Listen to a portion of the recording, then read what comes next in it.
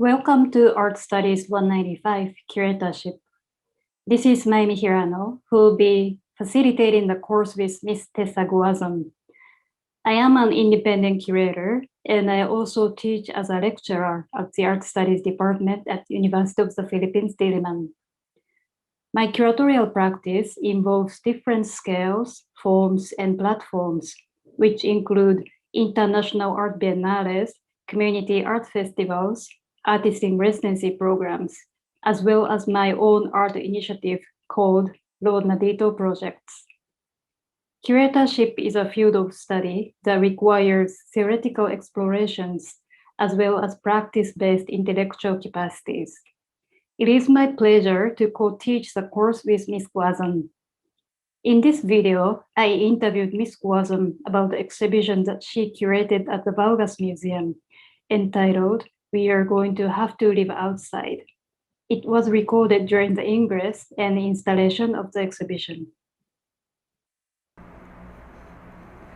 Good afternoon. I'm recording this on a Monday, a good start to the week because the weather is cool.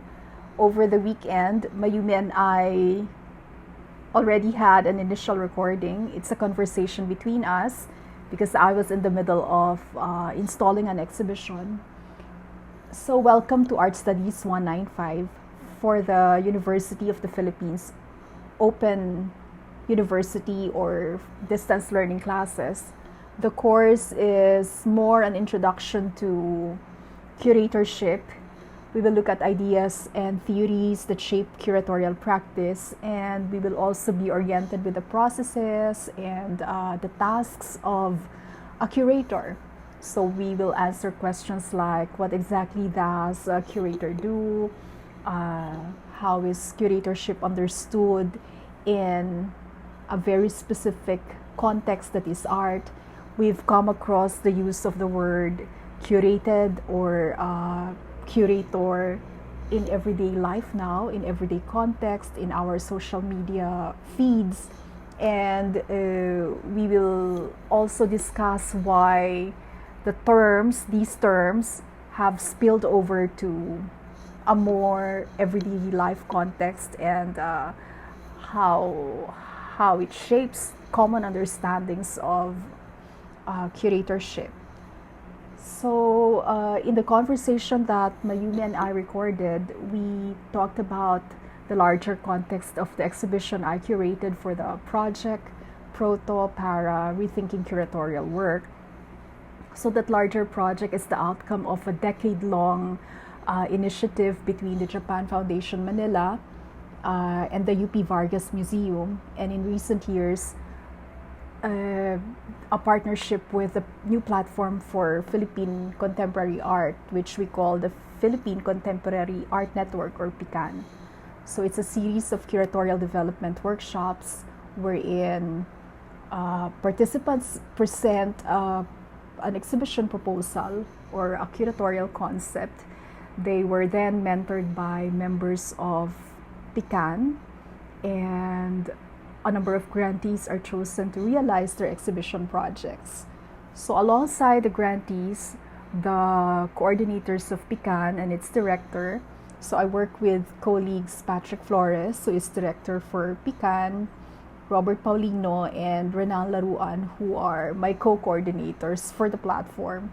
We organize exhibitions alongside those of our curatorial development workshop grantees.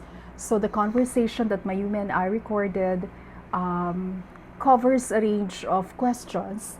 You may have some more, so we appreciate receiving questions in the post, and we look forward to replying to them. So enjoy the conversation. So we are here today in front of the Vargas Museum, and you are in the middle of Ingress and installing the work. And I wanted to hear from you about your curatorial concept of this exhibition and maybe a little bit of background to the exhibition. So the exhibition that is opening tomorrow is called Proto Para Rethinking Curatorial Work, and it is an outcome of the curatorial development workshop that the Japan Foundation Manila hosted, and which coordinators of the Philippine Contemporary Art Network facilitated. So the workshops have been here for a decade, I think. And what happens is that participants from the workshops are chosen to realize their curatorial projects. And along their curatorial projects, coordinators of PICAN, including Patrick, Renan, Robert, and myself, would have our own smaller projects. So for this exhibition, my idea was this notion of being between life and death. Because of the quarantine and because of the pandemic, I was fascinated with viruses for some time. And I wanted to understand how the COVID-19 virus came to be and how it thrived. So I was wondering how things are, or life forms are, and how they happen to be in that state between life and death. Because they say that viruses thrive in that space between living and dying. So it's half alive and it's half dead. But it becomes alive when it enters its host. So in that sense, the virus would have a so-called borrowed life. So I floated that idea to the artists whose works I'm interested in. But for the group exhibition, I would always I think this is what I do when I put together group exhibitions. I would always look at the body of works of the artist and talk to them about where they see their practice going, and I take it from there. So really in curatorship, as you know it really depends on the kind of project you're doing. If it's a commissioned piece, you and the artist would often be at the same stages of conceptualization, and you see an idea grow and be realized into a tangible project. At other times, the curator would take her cue from what the artist has been doing, and you discuss where the idea could take you, both through the artistic practice and through the curatorial vision. So here I chose 5 artists. Not all the works are new. Ish Humalon did a new piece for the exhibition because all of her works in progress she lost them from the flood, from the Ulysses flood. So her piece is new, but the others are works that I've seen before and which have lingered in my mind. So I'm always interested in some works, even if I don't have an exhibition project in mind. Some works, they just you're just drawn to them and they linger in your mind. And I always say that in curatorial practice, there is a serendipitous element to it, right? I stick to that. If some works pique your interest, and if venues arise to show the work, then you should, pursue that gut feel. I think I would call that gut feel. So some of the practice is serendipitous, and you follow how a work draws you to them. Would you also introduce me to other artists who you chose? Yeah. So there's Ishu Malon. There are 2 works by Alvin Safra. The work that I was interested in was several drawings by Alvin of monuments in the city, because I think I visited a gallery exhibition 2 years ago, or a year ago. No, 2 years ago, and I saw one of his pieces, and there were several drawings of monuments, and I became interested in that. So I visited his studio a few months back, and I saw an old piece, and it's this blurred image of, it looks like a still life drawing, but it's blurred. And I wanted two of them. So it's both an old work and a new one. The new one he did maybe a month ago or a few weeks before we will open. And they have this they appear blurred, and to him it's this experience of transitioning from a very clear image to a blurred one. And he says that this is how things appear to him when he doesn't wear his glasses. And it's also about his mother, who he lost, who passed on, I think in 2019 or just last year. So it's also about his mother, whose vision deteriorated because of illness. So often I always look at the work first and try to make sense of it, and try to make sense of how it makes me feel, or what questions come to my head when I look at it. And then that's the only time that I ask the artist. So it's always the work first that draws me to a certain practice. I see. And then, yeah. And I'm curious how you responded to the space of Vargas Museum, because I know it has a lot of glasses, which is not usual for a museum space. The Vargas Museum has a very beautiful ground floor space because it allows the mingling of interior space and the landscape. For my exhibition, which I titled it, "We Are Going to Have to Live Outside." It's very difficult to pronounce, but I don't know, that line from a book struck me because it is awkward, but it also speaks of a certain tension or apprehension, a certain doubt. And when you say it, "we are going to have to live outside," the syntax itself, I describe it as halting. It doesn't roll smoothly off your tongue. So, but that line is from the chapter of a book. It's Bruno Latour's book, Deep Earth, wherein he says migration in all its form is a shared threat. It's a shared ordeal.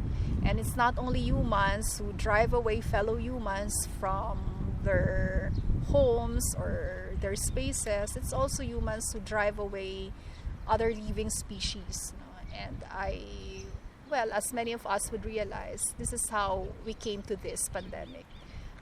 People have been driving away animals, killing other species for gain and profit.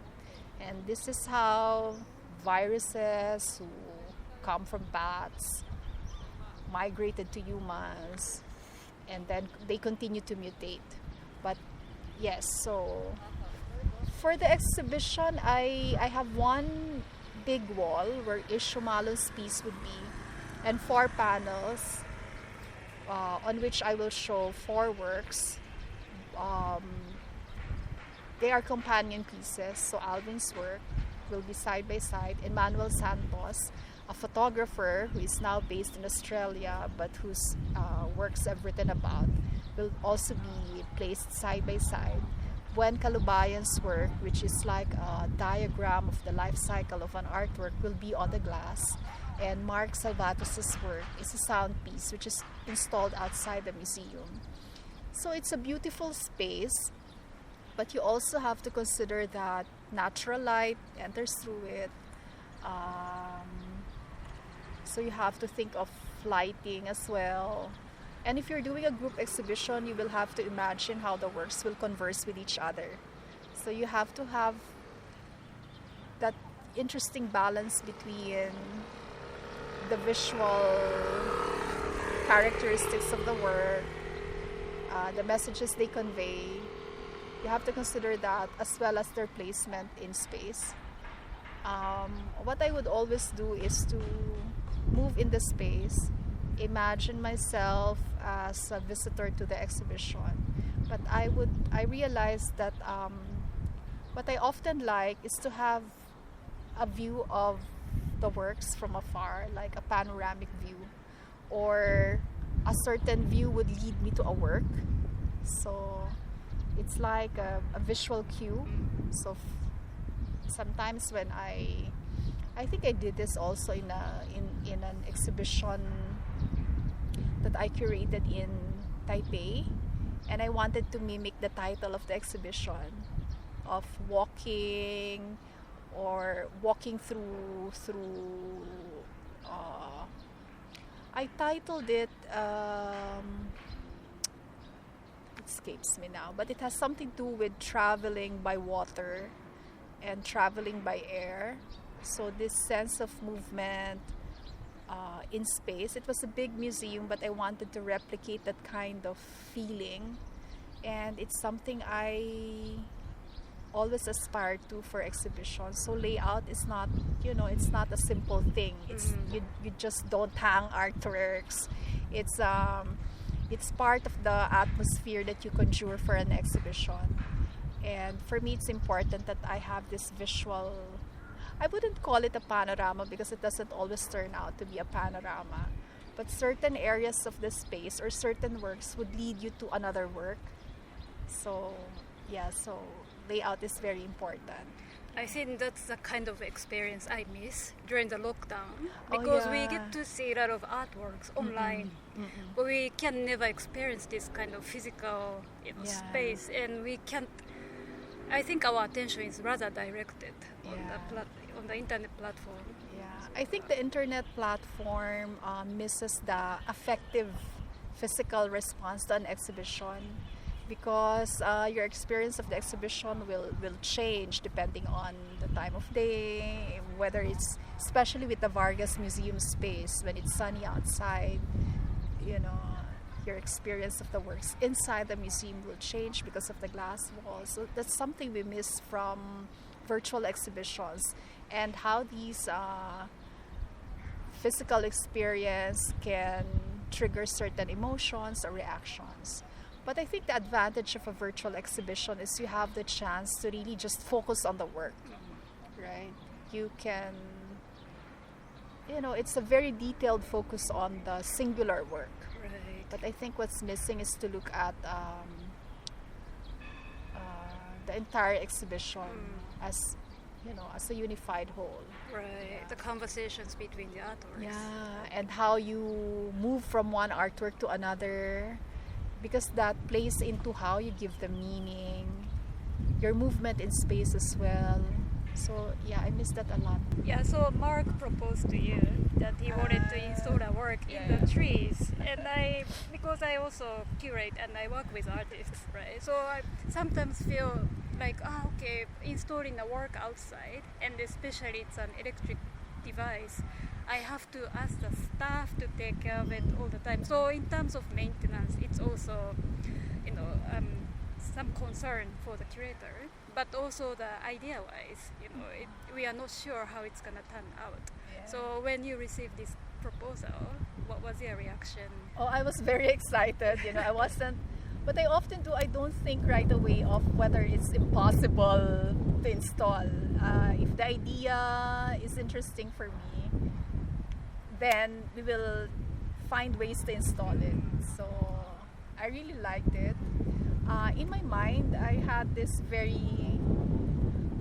I imagined it another way. I thought that Mark had to do wiring, etc., etc. So I'm very happy that, it's the way he set it up. It's very straightforward, very simple. So I wasn't worried. I floated the idea of the exhibition to Mark. I just told him that, well, Mark, I'm interested in this state of being half alive and half dead. And then we kept quiet because we were working on the other exhibition for ICI, and I was floating the idea of working with him again on a Biennale project. And then I was able to draft a longer exhibition concept, which I sent to him, and then he sent this video of whistles from Tokyo, and I was happy, I was excited. And then I told him, okay, let's do it. And then I didn't worry, because if he has installed it before, he can install it again, Right. right? So I wasn't, but that's how I approach things. If an idea is interesting and if it's meant to take form, I worry about the technicalities after. But of course, the technical aspects of installing a piece is very crucial and very important, especially if you have concerns about audience safety, audience interaction, especially if it's a piece that audiences will interact with. But we take from the idea and then we consider all these aspects once you fully brainstorm the idea with your artist. So I sometimes coordinate like large scale exhibitions, and I see many curators and also artists even they have a little bit of different understanding about the completion of exhibitions. So some are very into the idea of completing the exhibition on time, and they create so much pressure to the staff around. But I also see it very important because it's an exhibition for public, so we should try really hard to make things complete on the day of the opening. But sometimes things don't work out as we wish. And I wanna hear how you see an exhibition how do you locate the exhibition in your practice? Is it like the end result of your research, or do you see it as a process of your research? I think exhibitions are just one platform of a curatorial practice. So I would look at it as a springboard for other projects or for other components of a project. So an exhibition is one stage at which you test out an idea. So of course it's important that all the works are up by the time you open, right? Or especially for the works to be there when you open, because I've had experiences where it's opening day and you don't have the work, so what do you show, right? But the exhibition is not the be all and end all of an artistic idea or a curatorial concept. Some projects probably won't benefit as much from an exhibition. Say for example the project I'm doing with Alma Quinto and Natalie, when we began the project, it wasn't an exhibition that we had in mind. It was a research endeavor, and we had questions that we'd like to ask. So it's just the exhibition is just one stage, and an exhibition can take on many forms. So I think the excitement lies there to explore what we curators call this notion of the exhibitionary. Right. I think curators also need to have flexible mind. Oh yes. And work with the conditions. Yes. Rather than sticking with the conventional notion of curating a show for a museum or a gallery. Place, yes. Yeah. Because I think the excitement of the practice lies in the fact that you can always test out ideas and experiment with form, to have to explore ideas theoretically as well as test them out in the real world. And there's also this pragmatic aspect of curating, right? And you become involved in the constraints of the real world. Like, say for example, for a museum exhibition, you work with the structure of the museum. Like if it's encased in glass, the walls, you have glass walls, you have to work with it, right?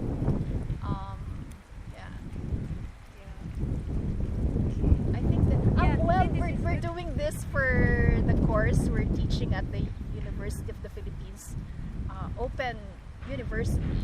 So it's an introductory course to curatorship. So Mayumi and I are teaching the course. Yeah, thank you. I think it's good. Yeah. Thank you, Mayumi. Okay, thank you.